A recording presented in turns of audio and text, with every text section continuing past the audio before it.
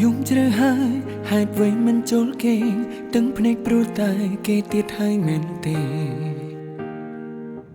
គេមិនដែលចាប់អារម្មណ៍អូនទេម្ដេចនៅតែបន្តឈឺចាំបែបនេះចាំបានទេមនុស្សម្នាក់ក្បែរអូនគ្មានបំណងអ្វីក្រៅពីស្រឡាញ់អូនតែមើលថែហើយបារម្ភពីសួនតែអូនបែរជាមើលរំលងគឺមានមនុស្សម្នាក់ឈរនឹងពីក្រោយចង់ឃើញអូនមានក្តីសុខមានមនុស្សម្នាក់ដែលតែងតែប្រាប់ថានឹកចង់ជួបមកគឺមានមនុស្សម្នាក់មានវត្តមានគ្រប់ពេលអូនកាត់ទុំតែអូនបែរជាគេចមកពីម្នាក់នោះគឺមានមនុស្សម្នាក់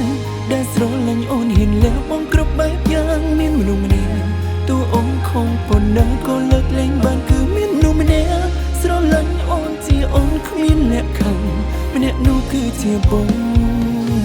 ដែលអូនមើលមិនឃើញឈឺមែនទេពេលគេមករំលងអារម្មណ៍បងក៏មិនខុសពីអូនដែរគ្រប់ពេលឃើញអូនខូចចិត្តព្រោះគេបងបានត្រឹមតែលួចយំពីក្រោយខ្នងចាំបានទេមនុស្សម្នាក់ក្បែរអូនគ្មានបំណងអ្វីក្រៅពីស្រឡាញ់អូនតែមើលថែហើយបារម្ភពីសួនតែអូនបែរជាមើលរំលងគឺមានមនុស្សម្នាក់ឈរនឹងពីក្រោយចង់ឃើញអូនមានក្តីសុខមានមនុស្សម្នាក់ដែលតែងតែប្រាប់ថានឹកចង់ជួបមកគឺមានមនុស្សម្នាក់មានវត្តមានគ្រប់ពេលអូនកាត់ទុំ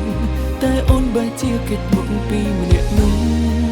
គឺមានមនុស្សម្នាក់ដែលស្រឡាញ់អូនហ៊ានលះបង់គ្រប់បែបយ៉ាងមានមនុស្សម្នាក់តួអូនខំប៉ុណ្ណាក៏លើកលែងបានគឺមានមនុស្សម្នាក់ស្រឡាញ់អូនជាអូនគ្មានលក្ខខណ្ឌម្នាក់នោះគឺជាបងដែលអូនមើលមិនឃើញ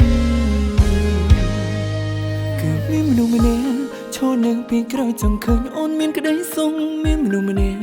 ដែលតែងតែប្រាប់ថានឹកចង់ជួបមកគឺមានមនុស្សម្នាក់មានវត្តមានគ្រប់ពេលអូនកាត់ទុំតែអូនបែរជាគេចមកពីម្នាក់នោះ